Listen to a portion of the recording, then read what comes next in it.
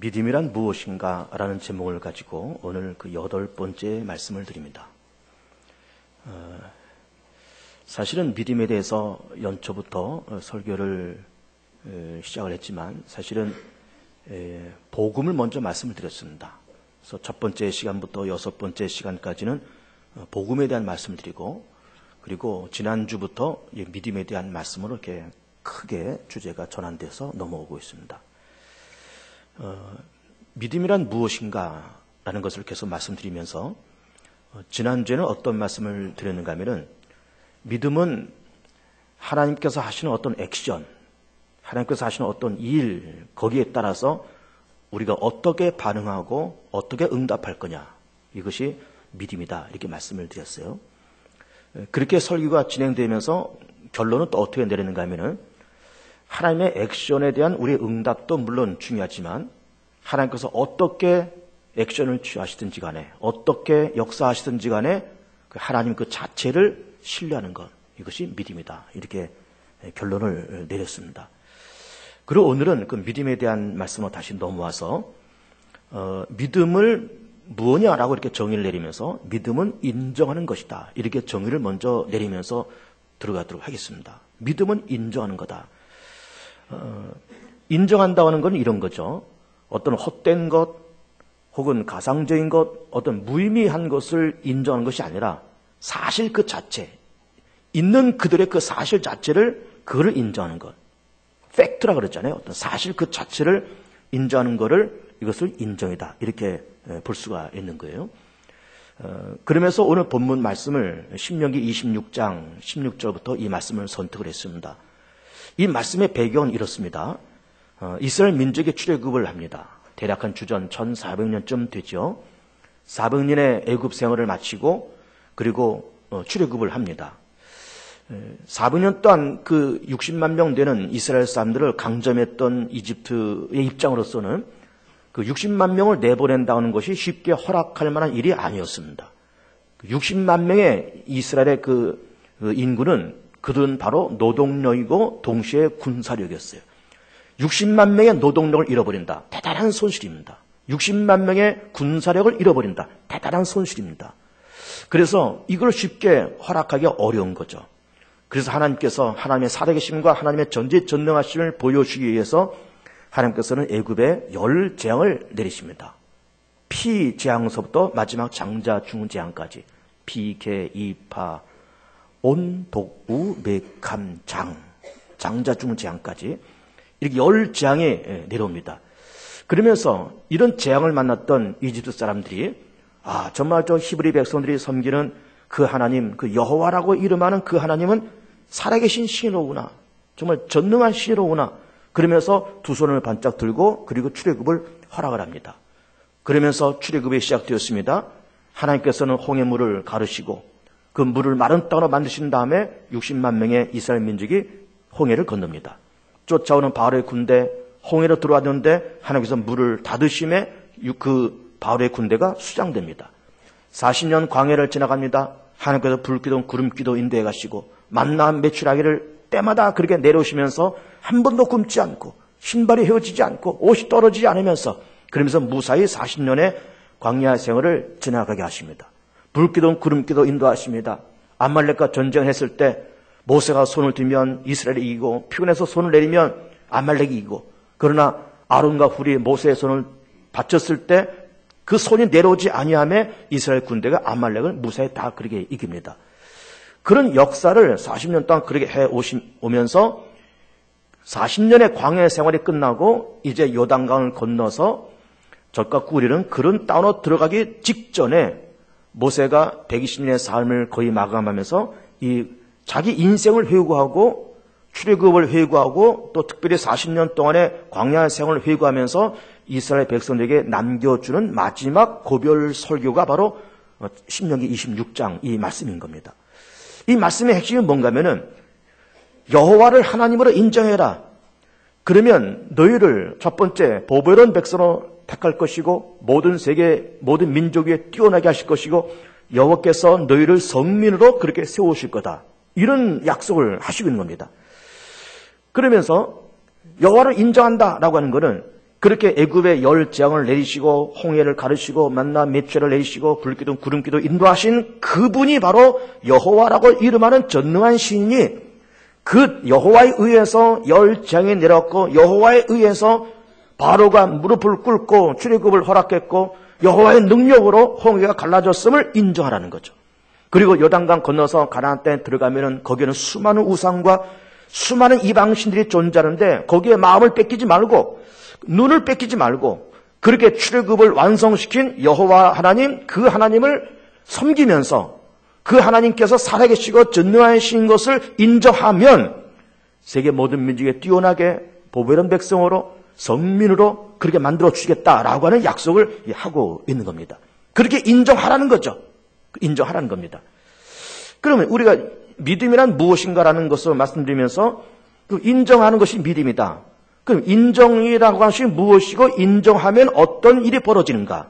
인정할 때 물론 본문에서는 성민 그리고 보배로운 백성, 뛰어난 백성 그렇게 여러 가지 약속하고 있지만은 이거를 좀 더 우리의 입장으로 현실적으로 이 말씀을 해석하면은 인정할 때는 첫 번째는 질서가 생기고 그 다음에 평화가 생기고 또 그렇게 인정하면은 서로 상대방 간에 소통이 생기는 거예요. 인정하면 그렇게 되는 겁니다. 평화가 임합니다. 모든 것이 편안해집니다. 질서가 잡힙니다. 그리고 소통이 일어납니다. 자, 우리가 자동차를 몰고 다니고 그러면서 길을 왔다 갔다 하면서 신호등을 늘 봅니다. 길을 건너려고 횡단보도에 서 있습니다. 빨간불 들어옵니다. 멈춰야 되죠. 파란불이 들어옵니다. 이제는 건널 수 있는 겁니다. 자동차도 사거리에서 파란불이 들어오면은 직진할 수 있고 혹은 우회전도 할 수 있고 그러나 빨간불이 들어오면은 멈춰야 되죠. 이거는 서로가 그렇게 인정하는 겁니다. 아, 파란불이 들어와서 이거는 가도 돼. 가도 된다라고 서로 인정하는 거예요.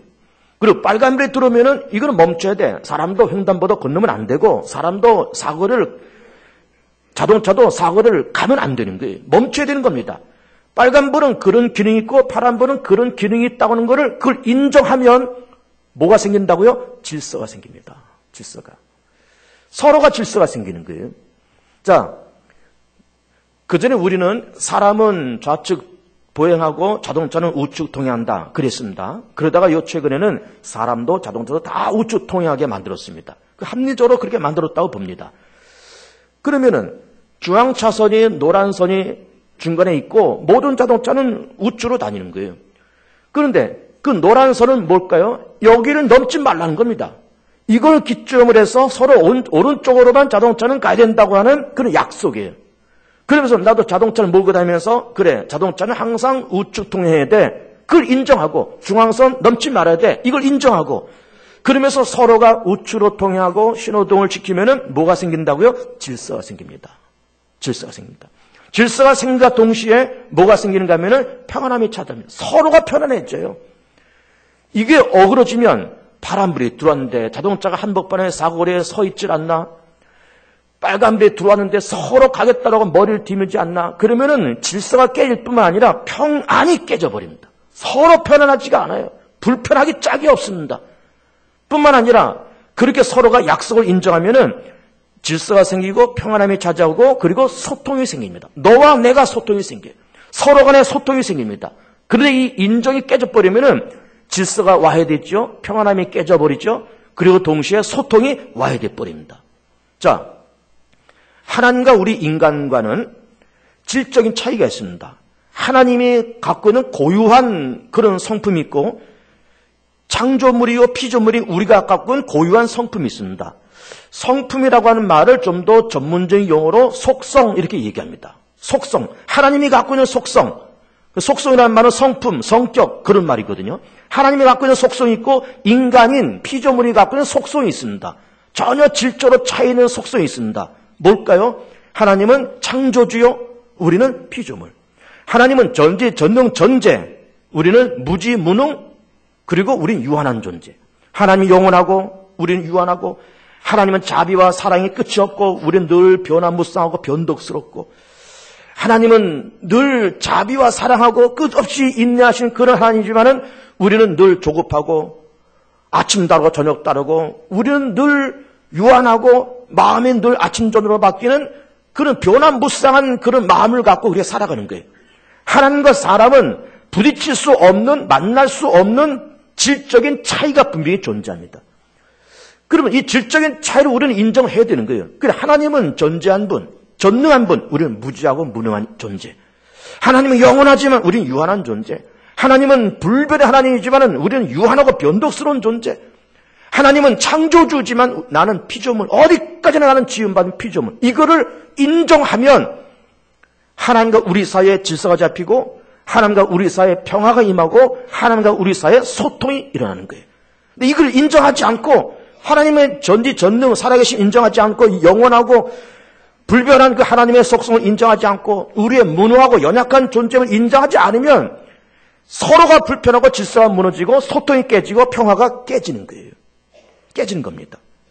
자, 그런데 하나님과 우리 사이에 그런 질적인 차이가 있고 그렇게 있지만은 하나님의 아들이 이 땅에 와서 중보자로서 창조주와 피조물이 만날 수 없는 그런 한계가 있지만 중보자인 예수께서 인간의 허물과 죄를 담당하시고 십자가에서 죽으시면서 죄 문제 해결하시고 부활하시면서 죽은 문제와 사단의 문제를 정복하셨다라고 하는 그 사실을 내가 인정하면 하나님의 아들 예수가 하나님의 아들이야. 나의 구세주야. 그가 죽으신 것 내 죄 때문에 죽으셨어. 인류의 죄를 담당하시고 죽으셨어. 그의 죽으심을 통해서 죄 문제 해결되고 그의 부활을 통해서 사망 문제, 사단의 문제 해결됐다라고 내가 인정하면 그 예수를 통해서 하나님과 질서가 잡히고 평화가 공존되고 그리고 하나님과 내가 예수 안에서 소통의 사건이 벌어지더라라고 하는 거죠.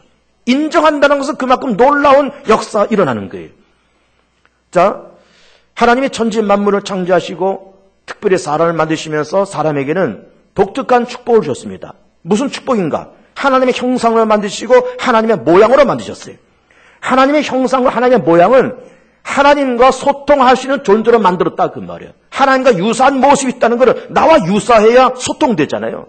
나와 성격이 비슷하고 취미가 비슷하고 가치관이 비슷해야 예의가 되지 않습니까?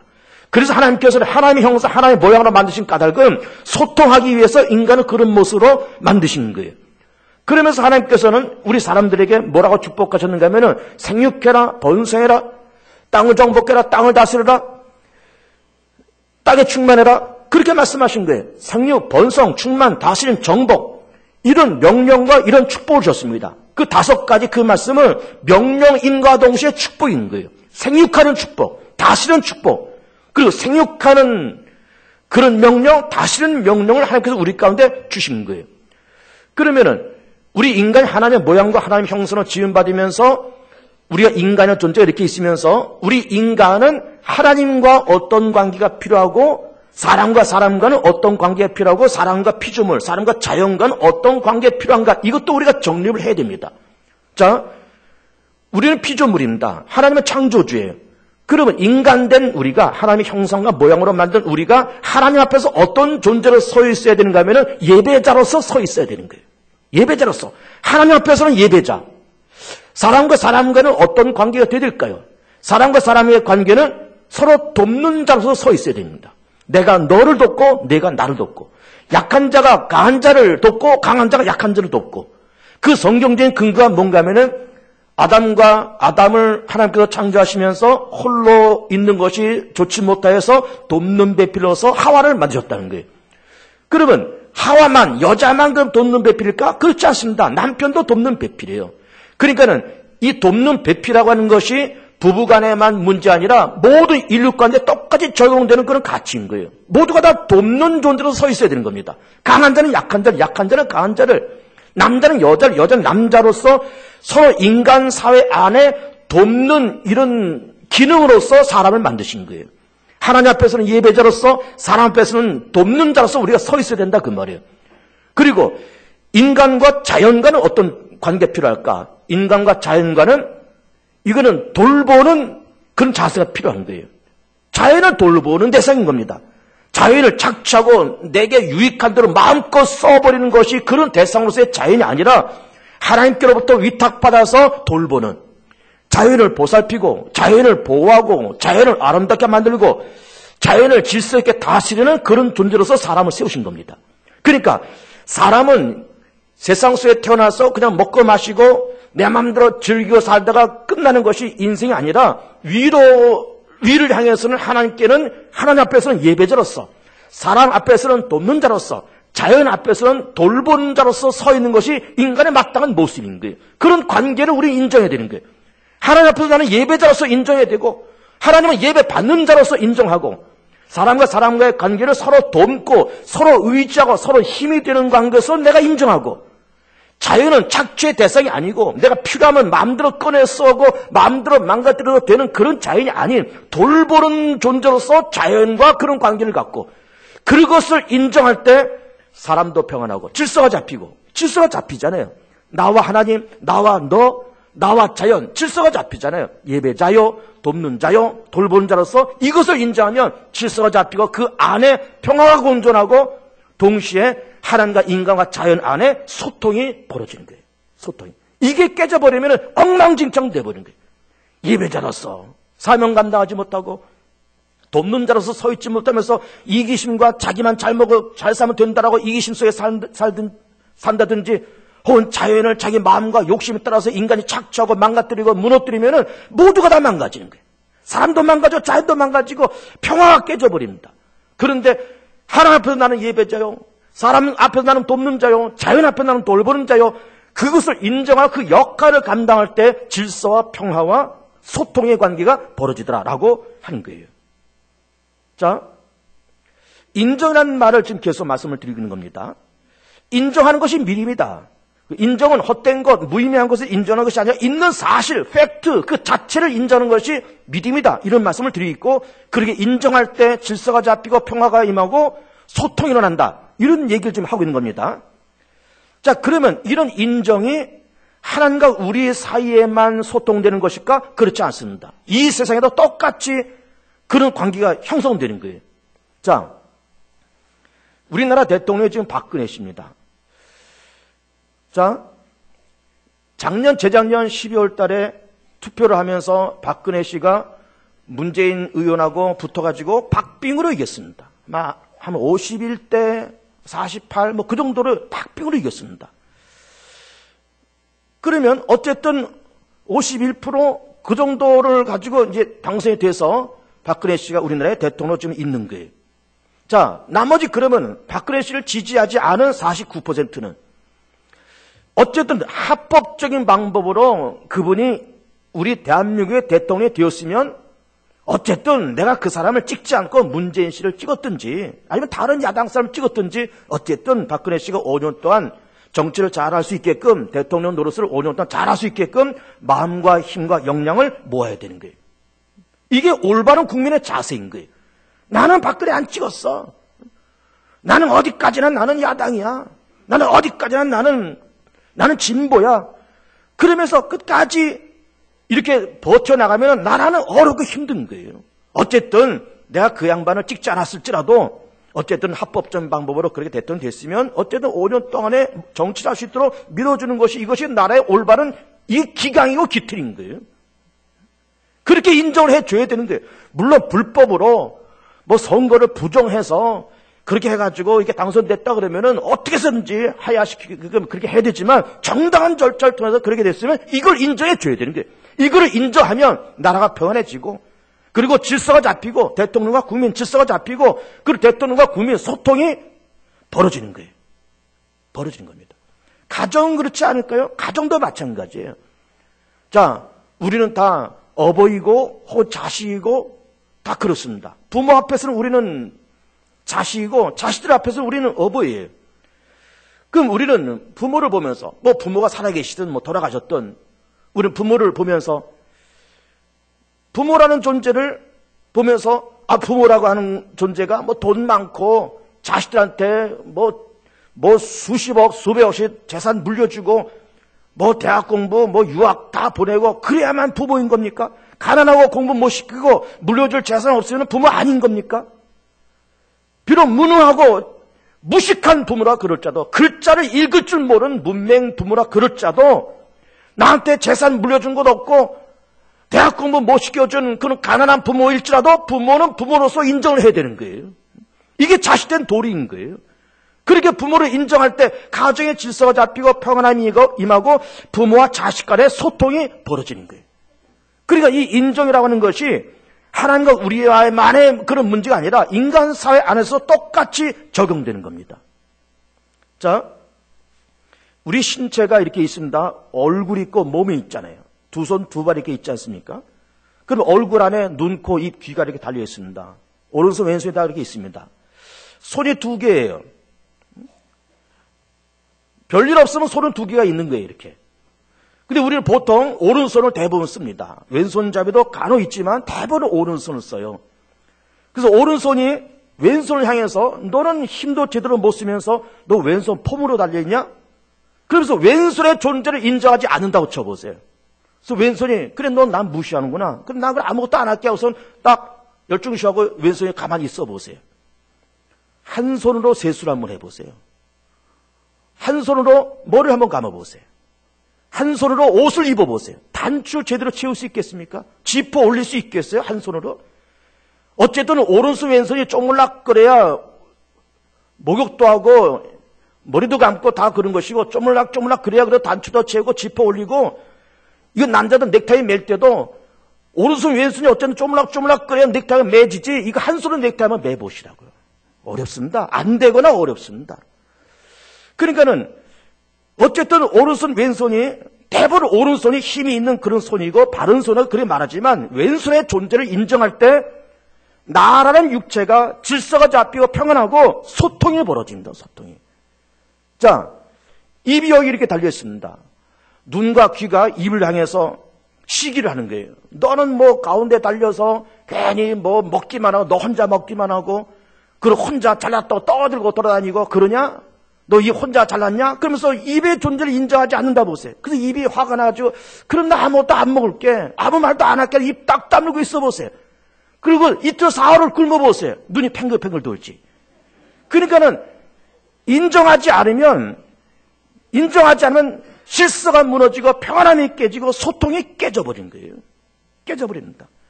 이것이 인정한다는 것이 하나님과 우리와의 문제가 아니라 우리 개인의 문제도 마찬가지고 가정도 마찬가지고 이 사회와 국가도 다 마찬가지예요. 인정하면 질서가 잡힙니다. 평안함이 임하고 그리고 소통이 일어납니다. 여러분 우리나라가 어제도 우리 3.1절 이렇게 지났지만은 갈수록 일본하고 참 불편한 관계가 지속되고 있습니다.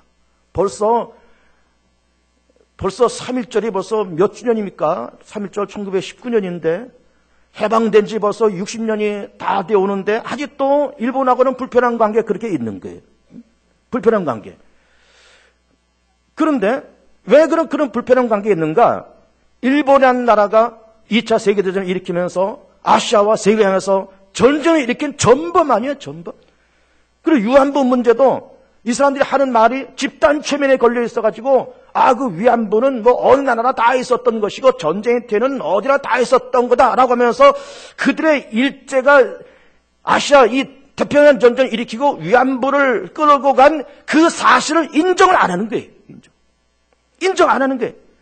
그러니까는 우리 한국과도 사이가 멀어지고 질서가 깨지잖아요. 한일 관계가 깨지잖아요. 질서가. 평안함이 깨지잖아요. 소통이 막히잖아요. 우리와만 그렇습니까? 중국과도 불편한 관계, 아시아와도 불편한 관계, 미국과도 불편한 관계. 점점 불편한 관계가 세워지면서 일본의 나라는 점점 세계 속에서 고립되는 나라로 가는 거예요. 딱 정직하게 인정해야 되는 겁니다. 그래, 우리 태평양전이 일으킨 거 우리의 큰 착각과 실수였다. 미안하다.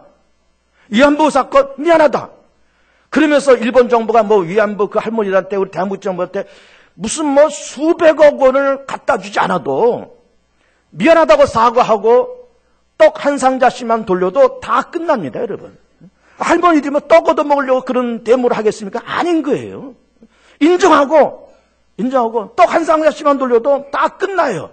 근데 일본 정부는 그거를 못하고 있어요. 그 인정을 해야 되는데 인정을 안 하는 거예요.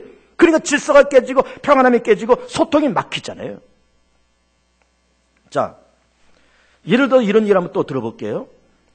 어떤 친구가 나한테 찾아와서 박 목사, 나 요즘 어려우니까 돈 100만 원 좀 빌려줘. 이렇게 얘기하는 거예요. 100만 원 돈이 뭐 클 수도 있고 작은 돈일 수도 있겠지만 나도 쓸 일이 많은데 이거 100만 원을 빌려주기가 참 이렇게 선뜻 내키지가 않는 겁니다. 그러나 뭐 친구가 어렵게 그렇게 찾아와서 그 입을 떼는데 뭐 그냥 없는 셈 치고 빌려주자면서 100만 원을 빌려줬어요. 이 친구가 하는 말이 이거 내가 좀 급해서 가져가는 건데 그저 뭐 한 달이나 늦어봐야 2달 정도에 쓰고 돌려줄게. 그리고 가져왔습니다. 그러면서 돈을 서로 빌려주고 서로 빌려받았으면은 이 차용 증서를 써야 되는 것 아니에요. 차용 증서를 써달라고 말을 할까 싶다가 뭐 친구끼리 그도 뭐 큰 돈도 아닌데 그러면서 왜 100만 원 그냥 빌려줬어요. 차용 증서도 없이 빌려주는 그 현장에 또 제3자가 본 사람도 없는 거예요. 자, 한두 달 있으면 준다 그랬는데 한 달 지나도 2달 지나도 소식이 없습니다. 전화 한 통 없는 거예요. 반년이 지났습니다. 전화 한 통 없어요. 1년 지났습니다. 전화 한 통 없어요. 그래서 1년쯤 지나서 좀 만나자고 내가 얘기를 해서 만났다 쳐보세요. 만나서 친구 우리 1년 전에 자네가 나한테 찾아와서 좀 급하다고 100만 원 빌려달라 그랬지. 내가 한 달, 2달 쓰고선 간달해서 내가 그냥 뭐 없는 셈 치고 내가 이자도 치지 않고 이걸 내가 빌려줬어. 근데 나도 좀 요즘 쓸 일이 생겼으니까 그 돈을 좀 돌려줬으면 좋겠네. 라고 얘기를 했는데 이 친구가 눈을 그냥 까발리고 길게 뛰면서 네가 언제 나한테 돈 빌려줬냐고. 언제 빌려줬냐고. 깜짝 놀란 것 아닙니까? 차용증서 하나 쓸걸. 그러면. 아니면 거기에도 제3자가 있으면 누가 증인이 서가도 될 텐데 이건 차용증서도 없지. 제3자가 본 사람도 없지. 이 애가 와가지고는 길게 뛰면서 언제 네가 나한테 빌려줬냐고 뛰면 돈 100만 원을 뜯긴 것은 고사하고 그 친구와 나와는 영원히 끝장인 거예요. 영원히 끝장이에요. 질서 깨졌습니다. 평화 깨지는 거예요. 소통 깨집니다. 차라리 그 친구가 1년 만에 만나서 찾아와서 내가 먼저 만나자고 얘기했지만 찾아와서 참 미안하게 됐다 박 목사. 근데 그때 내가 100만 원 급해서 빌려가서 내가 좀 한두 달 정도면 내가 갚을 줄 알았는데 내가 이거 좀 잘 일이 안 돼서 반년이 돼도 일이 안 풀리고 1년 돼도 일이 안 풀려서 내가 갚을 수가 없네. 그동안 내가 전화 못한 거는 그냥 일이 바쁘고 그래서 내가 전화도 한 통 못했는데 그래서 1년 동안 기다려준 거 한 몇 달만 더 기다려주면 좋겠네. 이 말 한마디 하면은 깨끗하게 다 해결되는 거예요. 그까짓 거 100만 원 내가 안 받을 테니까 너 그냥 네가 갖다 써. 이렇게 말해도 되는 거예요. 말 한마디 인정하면 그래 내가 100만 원 빌려갖고 이만저만 어려워서 내가 못 갚았고 연락도 못했다라고 자기 자신을 이실짓고 하면 다 끝나는 거예요. 다 끝나는 거예요. 그런데 그거를 인정하지 못하고 그러면서 길게 뛰면은 다 깨져버리는 거예요. 다 깨져버립니다. 자, 인정하면 서로가 편안해지고 질서가 잡히고 그리고 소통이 벌어지고 부인하면 질서, 평안, 소통, 관계 다 깨져버리는 거예요. 다 깨져버립니다. 하나님이 얼마나 배포가 크신 분인지 인류가 죄를 져서 3대 무지, 3대 악지에 들어갔다고 말씀드린 것 아닙니까? 3대 무지, 자기 자신에 대한 무지, 하나님에 대한 무지, 하나님의 나라와 심판에 대한 무지, 그리고 죄와 사망 권세와 사단의 권세 그런 악재 가운데 인간이 빠져있을 때 하나님께서 독생자를 보내서 인간의 죄를 다 담당케 하시고 예수가 우리 위해서 대신 죽으셨잖아요. 그래서 우리는 예수를 의지하면서 하나님 앞에 나아가서 하나님 내가 죄인입니다. 내가 죄인 중에 괴수요.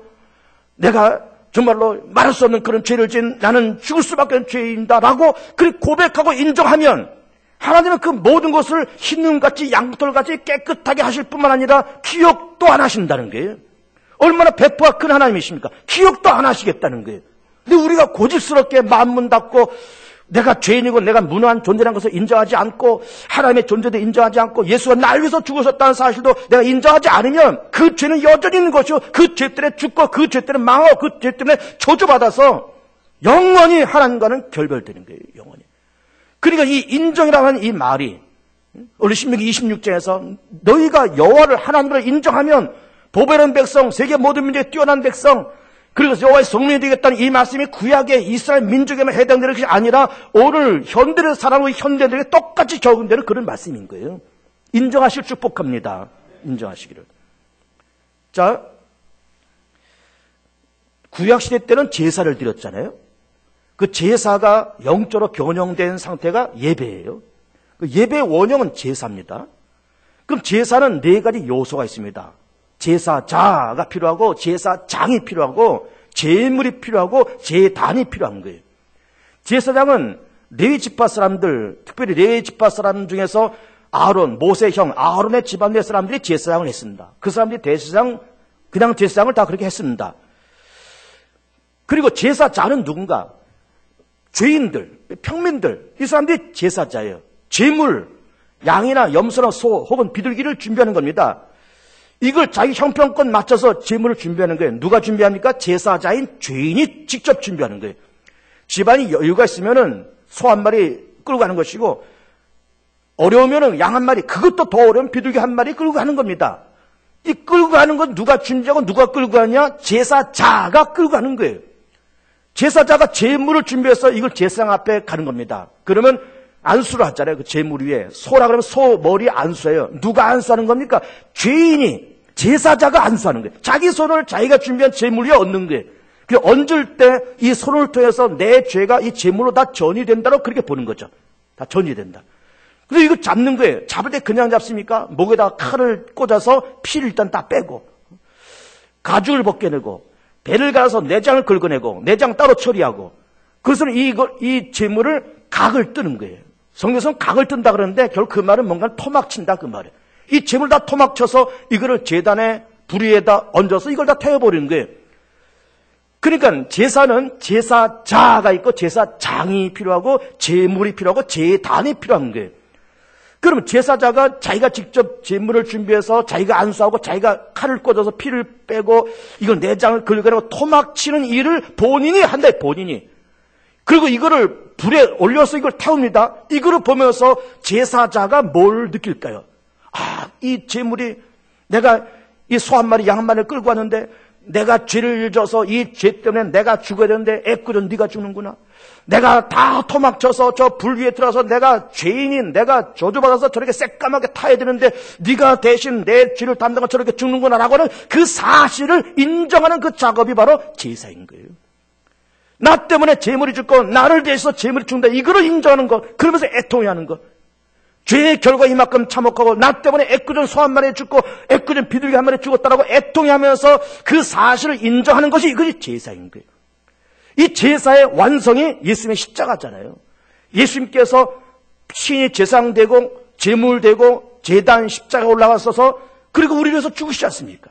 그러면 우리는 제사를 드릴 때 제사자가 제사 현장에서 나 때문에 제물이 죽는 것을 보면서 애통하고 그 사실 인정하듯이 우리도 예수 앞에 나가서 허물같이는 우리가 지었는데 우리가 죽어야 되고 우리가 저주받아야 되고 우리 영원토록 지옥 불구대에 던져져야 되는데 나를 내주셔서 하나님의 아들 예수가 나 때문에 죽으시고 내 죄를 담당하시고 죽으셨다는 그 사실을 인정할 때 그러면서 내 자신이 말할 수 없는 죄라는 사실을 놓고 애통할 때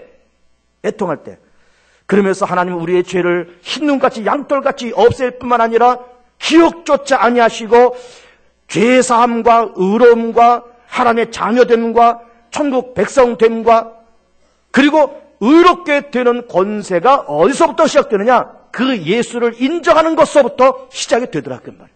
예수 인정하는 것부터.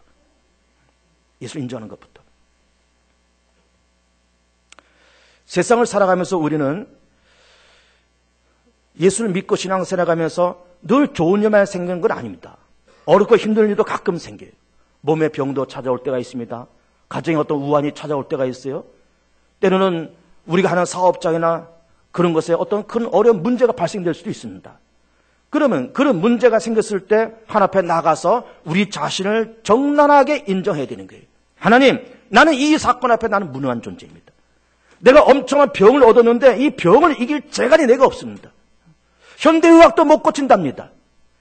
그 사실을 적나라하게 인정하고 주님 그러나 이렇게 된 모든 것이 나의 허물, 나의 실수, 나의 못남, 나의 죄 때문에 이런 어려움이 찾아왔으니 내 죄를 용서하시고 현대의학으로 해결할 수 없는 이 질병을 주여 주님의 능력과 권세로서 깨끗하게 고쳐 주옵소서라고 나를 인정하고 하나님의 전능하심을 인정할 때 거기서 기적과 역사가 일어나는 거예요.